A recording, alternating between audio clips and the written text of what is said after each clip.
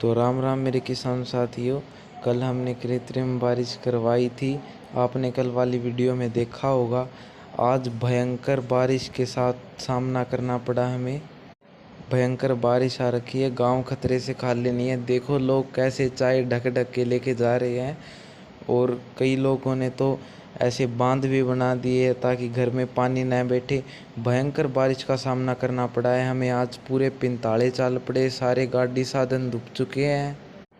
अभी लोग ठेके की तलाश में भी नहीं जा सकते क्योंकि भयंकर मौसम हो गया। अगर बूंदों का मौसम होता तो चले जाते, अभी बाढ़ आने को हो रखी।